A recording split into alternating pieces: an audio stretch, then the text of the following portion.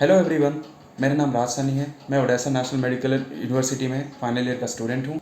मैं सरकार से यही रिक्वेस्ट करना चाहता हूँ, क्यों हमारे लिए कोई डिसीजन नहीं लिया जा रहा है, ना कोई हमें रेस्पॉन्स दिया जा रहा है, ना हमें कोई इंस्ट्रक्शंस प्रोवाइड किए जा रहे हैं कि हम उस चीज़ को फॉलो करें, ना हमें कोई राह दिखा रहा है कि हम उस राह पे चलें, हम अपना फ्यूचर को सिक्योर कर सकें।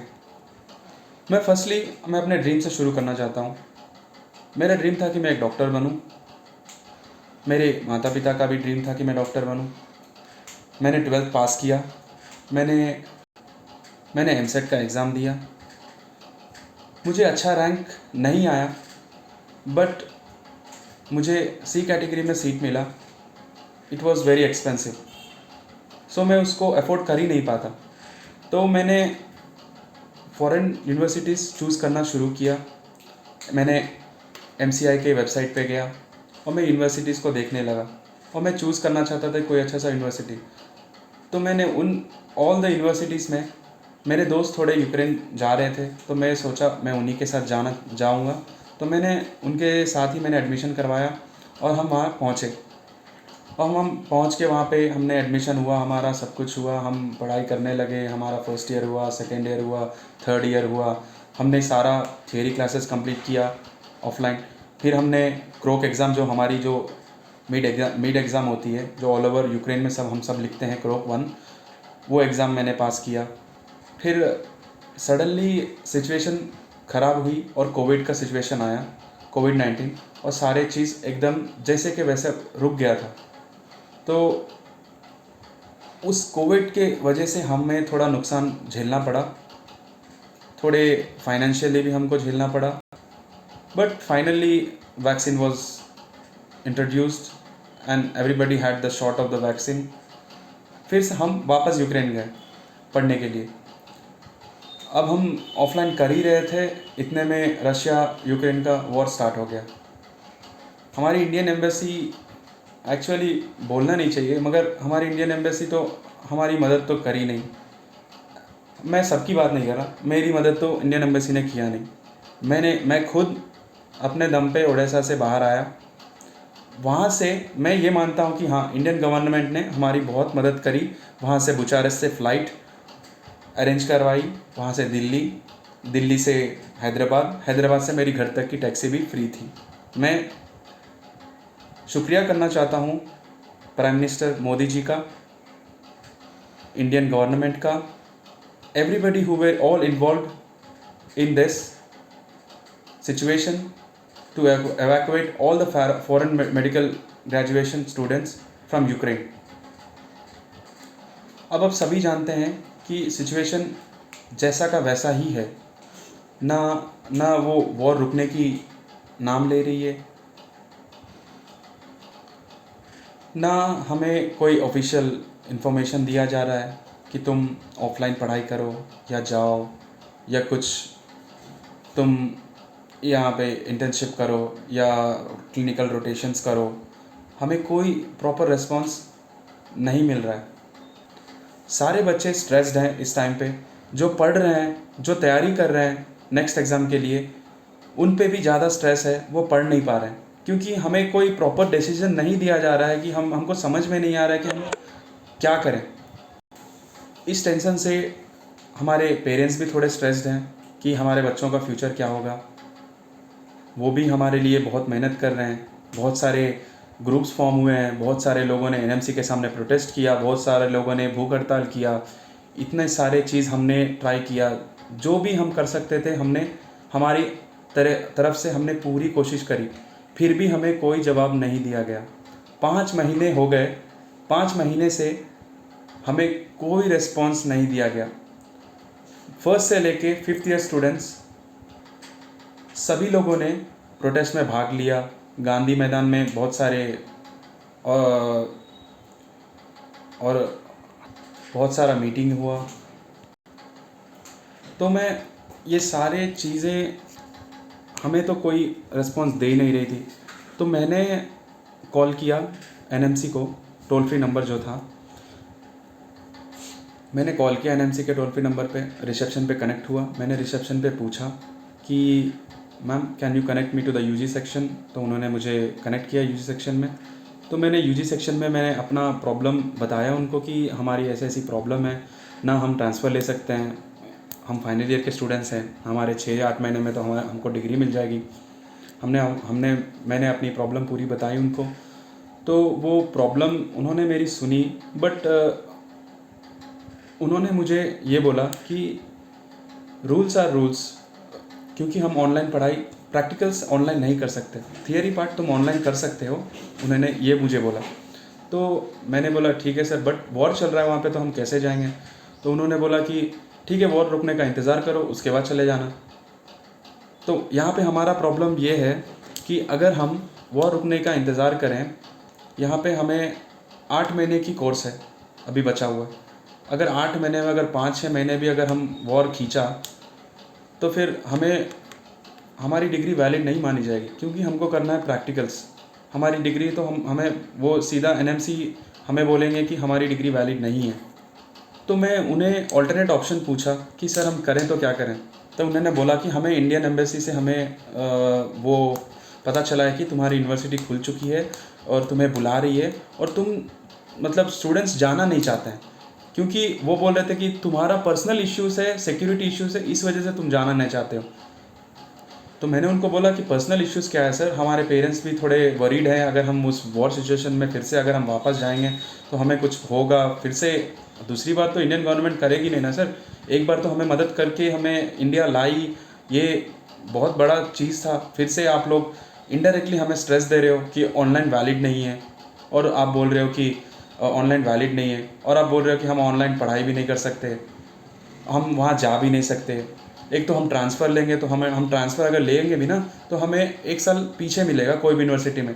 फॉर एग्जांपल अगर हम इंडिया में अगर ट्रांसफ़र लेंगे, इंडिया में तो हमको तो एकोमोडेशन मिल ही नहीं रहा है, हम कैसे एक्सपेक्ट करें दूसरा कंट्री हमको फाइनल ईयर में ही एडमिशन मिलेगा? वो इम्पॉसिबल है। तो हमने ट्रांसफ़र का ऑप्शन हटा दिया। अब दूसरा था मोबिलाइजेशन प्रोग्राम। अब मोबिलाइजेशन प्रोग्राम में भी हमारी यूनिवर्सिटी हमको ऐसा ऑप्शन दी है कि $8,000 सिर्फ पढ़ाई के लगेंगे, फिर वीज़ा एक्सपेंसेस के लिए फिर से कंसल्टेंसी के हाथों में थोप दिया जाएगा, फिर से हमें कंसल्टेंसी कंट्रोल करना शुरू कर देंगे, जैसा हम लोगों ने फर्स्ट ईयर में झेला था, सभी जानते हैं। तो मैंने वो ऑप्शन को भी चूज़ नहीं किया, क्योंकि ट्रांसफ़र या तो हम मोबिलाइजेशन करेंगे, अगर हम मोबिलाइजेशन करते भी हैं सर, तो अगर हम 2-3 महीने के लिए हम $8,000 पे करेंगे, फिर जैसे ही वॉर ख़त्म होगा फिर हमको वापस आ जाना पड़ेगा, तो हमको डबल स्ट्रेस झेलना पड़ेगा सर। तो उन्होंने मुझे बोला कि यही होता है ऑनलाइन, यही होते हैं रूल्स एंड रेगुलेशंस जो हमने एनएमसी ने बनाए हैं, ये चीज़ को सभी को फॉलो करना पड़ेगा। तो उन्होंने थोड़ा बहुत मजाक भी उड़ाया कि उन्होंने मुझे पूछा एक्चुअली कि तुम चाहते क्या हो? तो मैंने उनको बोला कि सर हम ऑनलाइन चाहते हैं, और हम क्लिनिकल रोटेशंस भी हमको आप अवेलेबल कराइए कि हम आपके स्टैंडर्ड्स को मीट कर सकें और हम एफएमजी के लिए एलिजिबल हो सकें। तो उन्होंने बोला कि हम तुम्हारे 335 बच्चों के लिए कैसे कर सकते हैं ऑनलाइन। मुझे फिर वहाँ पे एक हुआ कि एनएमसी इतना बड़ा एक एक्चुअली एनएमसी को पता होना चाहिए था कि हम एग्जैक्टली कितने बच्चे वहाँ बाहर पढ़ रहे हैं। वो जो सर हम मुझसे बात कर रहे थे वो मेरा मजाक भी उड़ा रहे थे, और मुझे बोल भी रहे थे कि तुम 335 बच्चों के लिए हम कैसे तुम्हारे लिए ऑनलाइन कर दें। उनको एग्जैक्ट अमाउंट भी नहीं पता था वो सर को कि हम कितने बच्चे हैं, और ऊपर से वो बोलने लगे कि ऑनलाइन अगर तुम करते हो तो तुम यूट्यूब देख के डॉक्टर बन जाओ। वो ऐसे मजाक उड़ा रहे थे, तो उनका बात करने का तरीका भी थोड़ा अलग था। वो चलो वो ठीक बोल रहे हैं कि हाँ हम फ्यूचर डॉक्टर्स हैं तो हमको ऑफलाइन करना चाहिए। तो हाँ, ये बात मैं मानता हूँ कि हम एनएमसी का रूल फॉलो करेंगे, हम ऑफलाइन ही करेंगे। तो मैं इतने सारे ऑप्शंस में से अब मुझे फाइनली मेरा डिसीजन ये है कि मैं यूक्रेन जा रहा हूँ। ऑलरेडी मोस्ट ऑफ द बच्चे चले गए, मेरे मेरे मैक्सिमम दोस्त वहाँ पहुँच गए, वो वहाँ पे पहुँच गए, पहुँच के बोल रहे हैं कि तू भी आ जा, बट मैं थोड़े फैमिली इश्यूज़ के वजह से अभी मैं जाना नहीं चाहता, और मैं गवर्नमेंट की जवाब के इंतज़ार भी कर रहा हूँ। तो अगर गवर्नमेंट अगर जल्दी से हमें कोई न्यूज़ या कोई ऑफिशियल स्टेटमेंट नहीं देती है, तो मैं एक ही ऑप्शन प्रेफर करूँगा, क्यों मैं वो 8 महीने का कोर्स मैं यूक्रेन वापस जाके ख़त्म करूँगा। और हमने यूनिवर्सिटी को बताया कि हमारी गवर्नमेंट हमें ऐसी हमें एक्सेप्ट नहीं कर रही है ऑनलाइन क्लासेस, तो आप हमारे लिए ऑफलाइन जुगाड़ करिए। तो हमारी यूनिवर्सिटी बोल रही है कि कोई वापस आने के लिए, और हमें एक सर्टिफिकेट दिया गया, उसमें 4 कंट्रीज़ के नाम थे, रोमानिया, पोलैंड और थोड़े और 2 कंट्रीज़ के नाम थे। तो हम उस बॉर्डर के थ्रू हम एंट्री कर सकते हैं। वो हमको ऐसा सर्टिफिकेट दिए हैं कि हम उस सर्टिफिकेट को दिखा के हम ट्रांसिट ले सकते हैं, वीज़ा लेके हम यूक्रेन के अंदर एंट्री कर सकते हैं।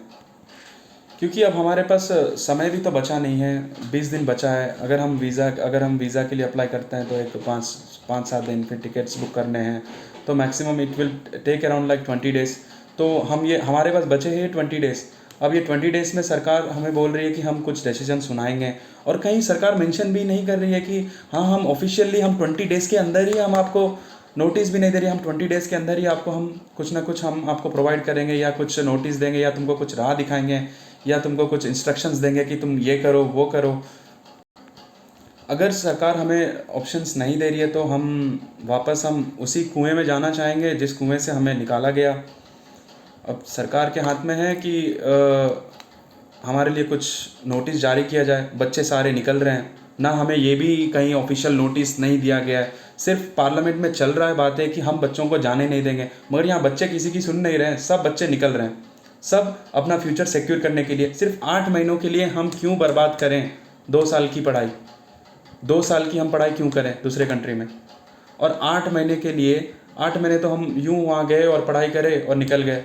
अब यहाँ पे वॉर का भी सिचुएशन है, हम ये भी नहीं देख रहे हैं कि हमको वॉर है, क्योंकि हम फ्यूचर डॉक्टर बनने वाले हैं, क्योंकि हमारे पास कोई अदर ऑप्शन होगा भी नहीं। हम अगर MBBS कर रहे हैं, हम थोड़ी अगर इंजीनियर बन सकते हैं, या तो हम कुछ और कर सकते हैं, या हम कोई बैंक में नौकरी कर सकते हैं, क्योंकि हमारे पास एक ही ऑप्शन है कि हम डॉक्टर बनेंगे, और कोई ऑप्शन नहीं है, डू और डाई। तो बेटर हम अपने पेरेंट्स तो हमारे वरीड हैं ही, बट हम अपने पेरेंट्स को बोल रहे हैं कि हम NMC के जो इनडायरेक्ट प्रेशर जो हम पे बन रहा है, मतलब डायरेक्ट प्रेशर तो बोल नहीं सकते, उन्होंने वैसे भी कहीं नोटिस नहीं दिया कि बच्चों को कि तुम मत जाओ, ना कहीं उन्होंने ऐसा लिखा है कि ठीक है वेट करो, हम तुमको एक ऑफिशियल स्टेटमेंट देंगे या नोटिस देंगे, या कुछ तुम्हारे लिए कुछ सोच के रखा है, या तुमको कुछ बोलेंगे, या तुम्हारे लिए कुछ किया जाएगा, जैसे तुम्हारे सीनियर्स को रिलैक्सेशन दिया गया है, या तुम्हारे लिए ऑनलाइन पढ़ाई एक्सेप्ट करके, या तुम्हारे लिए वो क्लिनिकल रोटेशंस को दिया जाएगा। मतलब हमने बहुत सारे सजेशंस भी दिए, वो सारे हमारी बातें सुन रहे हैं, सब कुछ कर रहे हैं। बट मैं जिस सर से NMC में जो टोल फ्री नंबर पे बात किया था, उन्होंने मुझे ये बोला कि हम ये यूक्रेन रिटर्न स्टूडेंट्स के इस चीज़ पे हम डिस्कस करना ही नहीं चाहते हैं, क्योंकि जो था वो हमने दे दिया। वन टाइम मेजर जो हमारे सीनियर्स को जो मिल चुका, वो उन्होंने सीधा बोला कि हम यूक्रेन रिटर्न मेडिकल स्टूडेंट्स के ऊपर डिस्कशन और फ़िलहाल के लिए तो नहीं करेंगे। फ़िलहाल के लिए उन्होंने बोला कि नहीं करेंगे। मतलब हमारे पास अब एक ही ऑप्शन बचता है कि हम यूक्रेन जाएं वापस। अब हम ऑब्वियसली हम फ्यूचर को सिक्योर करेंगे, तो हम यूक्रेन मैं भी जाने की सोच ही रहा हूँ, क्योंकि थोड़े बहुत फैमिली इश्यूज़ हैं, तो इस वजह से मैं थोड़ा वीज़ा थोड़ा डिले हो रहा है होने में, और टिकट्स भी बुक करने में। क्योंकि मेरे सारे दोस्त तो निकल गए, तो वो भी मुझे बोल रहे थे कि मैक्सिमम तू भी आ जा, अब क्या हम NMC से लड़ेंगे, क्या हम प्रोटेस्ट करेंगे। प्रोटेस्ट का तो कोई फ़ायदा हो नहीं रहा है, इतने सारे पिटीशंस डाल रहे हैं, सुप्रीम कोर्ट भी उनका जवाब आने में तो थोड़ा बहुत टाइम लगेगा ही। लाइक अराउंड फर्स्ट सिटिंग में तो सुप्रीम कोर्ट तो बोल नहीं सकती कि हाँ तुमको ये मिल गया वो मिल गया। फर्स्ट सिटिंग तो सबकी सुप्रीम कोर्ट तो सुनेगा ही। सेकेंड सिटिंग कम से कम अगर कुछ ऐसा सिचुएशन है कि हाँ बहुत इमरजेंसी है, तो शायद से सेकेंड सिटिंग में कुछ मिल जाए। यहाँ पे बच्चे कितना मेहनत कर रहे हैं, सब अपने तरफ से मेहनत कर रहे हैं। यहाँ पे कितने सारे RB गुप्ता सर हैं, वो भी अपनी तरफ से मेहनत कर रहे हैं, कितने पिटीशंस डाल रहे हैं।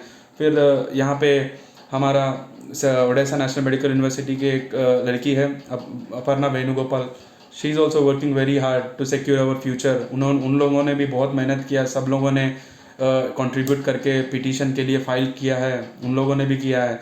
यहाँ पे पुलकित पारिक है, वो भी शुरुआत में बहुत मेहनत किया, बट राइट नाउ सब अपने तरीके से सब जितना हो सके उतना मेहनत कर रहे हैं, बट हमें कोई रिस्पांस नहीं मिल रहा है। तो हमारे पास बस मेरे लिए तो एक ही ऑप्शन बचा है कि मैं वो 8 मंथ्स में यूक्रेन में जाके काटूं, और मैं अपना ऑफलाइन पढ़ाई पूरा करूं, और मैं FMG के लिए वैलिड हूं, और मैं FMG का प्रिपरेशन करूं, और मैं उस एग्ज़ाम को क्रैक करूं और मैं एक अच्छा डॉक्टर बन सकूं, यही मेरी कोशिश है। और मैं नहीं चाहता कि अब यहाँ पे तो इंडियन गवर्नमेंट भी तो कुछ बोल नहीं रही है ना कि हाँ तुम्हारे एक ऑफिशियल नोटिस जारी किया है कि तुम मत जाओ। मतलब यहाँ पे एक गेम खेल रहे हैं सारे मिलके हमारे साथ, एक मजाक बन गया हमारा। यहाँ पे एनएमसी बोल रही है कि तुम्हारी यूनिवर्सिटी खुल गई है, तुम जाके पढ़ाई करो, तुम नहीं जाना चाहते तो तुम्हारी गलती है। अब दूसरी चीज़ ये है कि यहाँ पे हम इंडियन एम्बेसी को मैसेज करते हैं, इंडियन एम्बेसी बोलती है Ukraine is not safe to travel, but people are entering Ukraine. सब बच्चे जा रहे हैं यूक्रेन, एंट्री हो रहा है उनका, सबका हो रहा है, जितने भी हो रहे हैं सब एंट्री करके सब यूक्रेन पहुँच रहे हैं धीरे धीरे। अब मैं भी करूँगा, मैं भी वही कोशिश करूँगा कि मैं जल्द से जल्द मैं भी निकलूँ अपना 8 महीने का कोर्स। अब नसीब में जो है। अब सरकार तो हमारी मदद करने की सोच भी नहीं रही है ना। एनएमसी तो अपनी जगह पे सही है कि उनका रूल्स जो है जो उनको फॉलो करना चाहिए, क्योंकि ऑब्वियसली उनको भी एक सर्टिफाइड क्वालिफाइड और वेल डॉक्टर्स चाहिए उनको भी, तो वो भी अपने जगह पे सही हैं। उन्होंने जो रूल बताया रूल जो है जो रूल है। हाँ, अब अगर सरकार कोशिश करे या कुछ मदद करे तो शायद से हमें कुछ हो सकता है। अगर कोशिश नहीं करना चाहते हैं तो फिर हमारे पास एक ही ऑप्शन है, हम यूक्रेन वापस जा रहे हैं, क्योंकि अब सरकार भी तो हमें कहीं ऑफिशियल नोटिस जारी भी नहीं कर रही है कि तुम मत जाओ। तो मैं तो यही सोच रहा हूँ कि मैं तो यूक्रेन जाऊँ वापस और मैं अपनी 8 महीने की पढ़ाई पूरी करूँ और मैं अपनी डिग्री लूँ और मैं एफएमजी की तैयारी करूँ। मैं थोड़ा एनएमसी के जो सर जो मुझसे बात किए थे उन्होंने अपना नाम नहीं बताया। एक तो है कि एनएमसी हमसे हमारा नाम पूछ लेती है, हमारा फ़ोन नंबर पूछ लेती है, हमारा सब कुछ करती है, बट हम जब उनको पूछते हैं आप कौन बात कर रहे हैं, जो भी हमारी उस दिन मुझसे एक सर बात किए थे, मैंने उनको नाम पूछा, वो बोलते हैं कि मैं नाम क्यों बताऊं, हम नाम क्यों बताएं। मतलब मुझे समझ में नहीं आ रहा है कि मतलब हम अपनी नाम बता रहे हैं, सब कुछ कर रहे हैं, वो अपना नाम भी नहीं बता रहे हैं, ऊपर से हमारी मजाक भी उड़ा रहे हैं। मतलब आप ऑडियो अगर मैंने रिकॉर्ड किया था उनका ऑडियो, सबने सुना वो ऑडियो, मैंने रिकॉर्ड किया। बहुत इतना मजाक, गंदा मजाक उड़ा रहे थे हमारा कि मतलब हम भी तो उस लायक हैं, हम क्या फोकट में थोड़ी हम आ गए और हम भी मेहनत कर रहे हैं, एफएमजी एग्ज़ाम दे रहे हैं, पास होंगे तभी ना डॉक्टर बनेंगे।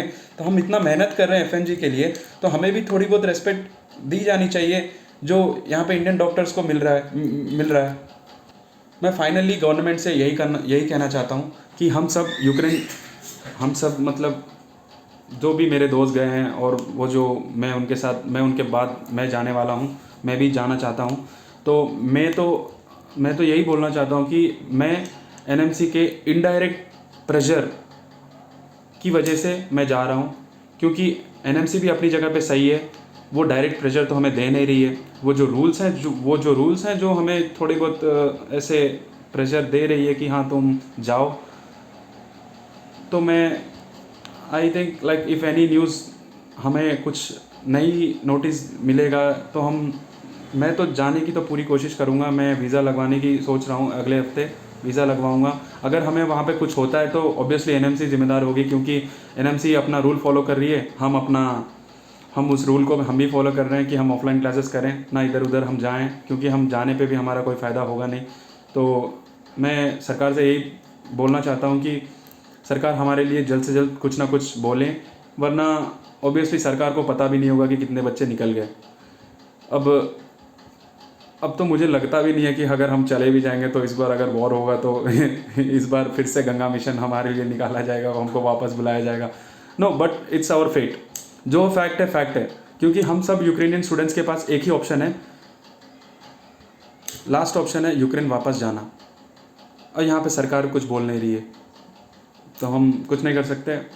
तो मैंने तो अपना डिसीजन ले लिया है कि अगर मुझे कुछ यूक्रेन में होता है तो अगर वो रेस्पॉन्सिबल एनएमसी को इनडायरेक्टली उठाना पड़ेगा, क्योंकि हम इनडायरेक्ट प्रेशर पे जा रहे हैं। डायरेक्टली एनएमसी तो हमें बोल ही रही है कि तुम्हारी यूनिवर्सिटी खुल गई है, जाओ। फिर भी मैं एनएमसी को क्या ही ब्लेम करूँ, एनएमसी अपनी जगह पे सही है, मैं भी अपनी जगह पे सही हूँ और मुझे भी हक है मेरा डिसीजन जो भी लेना है। और यहाँ पे ऑफिशियल नोटिस भी नहीं दिया गया है कहीं भी कि तुम मत जाओ यूक्रेन। तो मैं इंडिपेंडेंट हूँ, मैं अपने डिसीजन लेने के लिए, मैं अपना डिसीजन लेके under the NMC indirect pressure मैं यूक्रेन वापस जा रहा हूँ मैं अपना कोर्स पूरा करने के लिए। Thank you.